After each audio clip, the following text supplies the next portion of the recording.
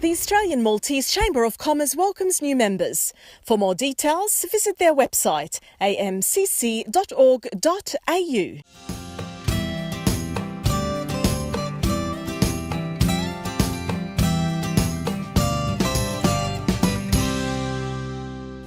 Merħba lura fil-programm Maltese Down Under.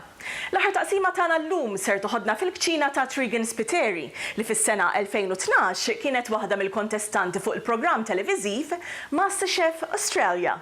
You know, I always had a love for cooking. It was pretty intrinsic for me. I'm Maltese, it's in my blood. Some of my earliest memories are, you know, cooking with my family, with my nonna, making galletti and ravioli and all of those amazing things, and it's about family. And I started to kind of hone in on my skills when I was in the UK, and there was a lot of Gordon Ramsay, Nigella, Jamie Oliver constantly on the TV. I was pretty, you know, I didn't have a lot of family over there, so I actually got quite consumed by cooking shows, and then I started to experiment there, and then there was already kind of what I'd been brought up with, and then I decided, I was watching MasterChef one day and I thought, do you know what?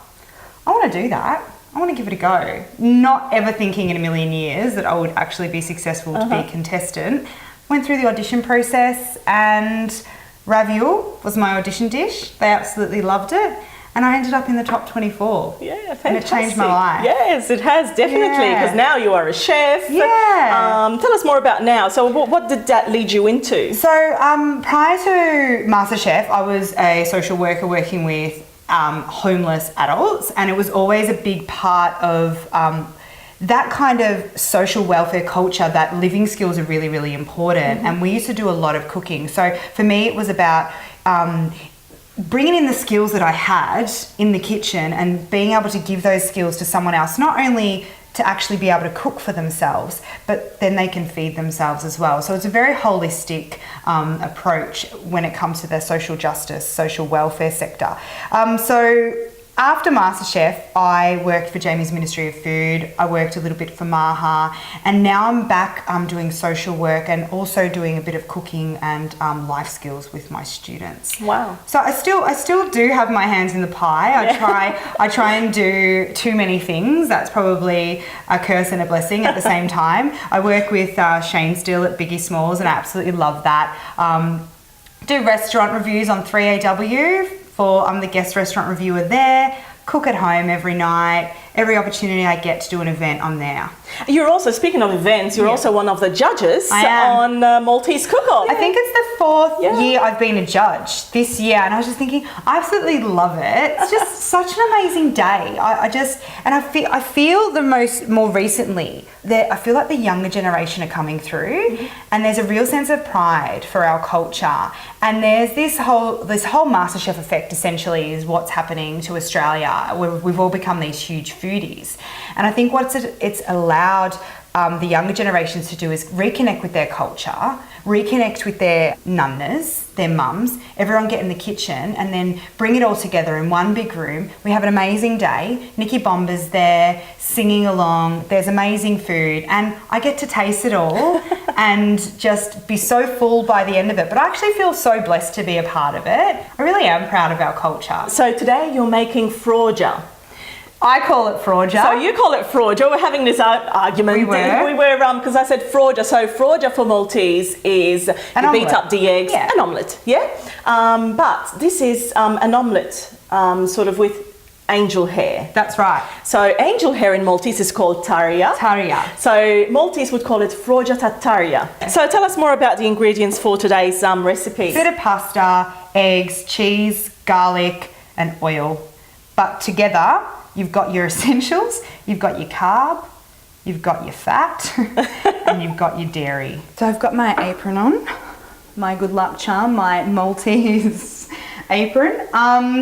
So first we're going to start with the pancetta. Now I'm not going to add any oil because pancetta has actually got quite a high fat content. You can hear that beautiful sizzle. I've got the pan on quite high. So we'll just let that sizzle. I don't want to move it around the pan too much. People often love to move food around. I just leave it. The more you move it, the less it cooks. I've got some really thinly sliced garlic. Let's chuck that in there. Give it a little bit of a spin around.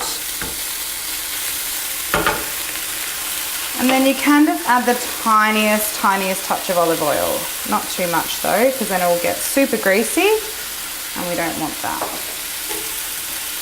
So I'm just going to leave this to saute on the pan on about a medium heat until it's nice and crispy. As explained before, I've got a few of my ingredients. So I've got some grated parmesan. That's just going to go straight in a big bowl because it's a really easy dish. Everything's just going to go in the one bowl, mix it together, frying pan, and then we're done. Some peas. These have already been blanched, so peas are already cooked. When they come frozen, they don't need cooking. So I've really essentially just put some hot boiling water over the top and then drained it.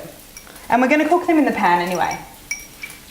And I've got some parsley. So I haven't really cut the stems off this parsley because it's actually really beautiful young parsley. So if you chop these fine enough, they'll be absolutely perfect. And we don't want to chop the hell out of it either because you're really just chopping the herb into the board. Now add that to the bowl. That looks absolutely beautiful. Some people would think that's burnt, but to me, absolutely perfect. Just gonna add that. I've got 2 eggs here. I'm just going to give them a little bit of a rough little. You don't have to be too fussy about it. Now I want to make sure that the wetness is the right amount. I don't want it to be too wet, but I also don't want it to be too dry. So I've already pre-cooked this pasta. It's been blanched. It's angel hair pasta. And then you just run it under cold water to stop the heat and to stop the cooking process. And then you just put a little bit of oil in there to stop it from sticking together. So it's got lots of yummy flavours in there. You've got the peas, you've got the pancetta, you've got the parmesan, which is going to give you that saltiness and that bite. I'm probably not going to add too much salt, I'll be honest with you, because I feel like it's pancetta already. Yeah, it's already quite salty. I'm going to add black pepper. Some people love lots of black pepper, some people don't like too much. I love black pepper. So I've got this on quite a high heat. I'm going to add oil. The reason it's a non-stick pan, but I want it to cover the whole surface area. So I'm just gonna whizzle it around a bit. And the reason for that is I really want that crispiness. So there's all that good stuff at the bottom there. So I'm gonna grab that, pop that in the pan.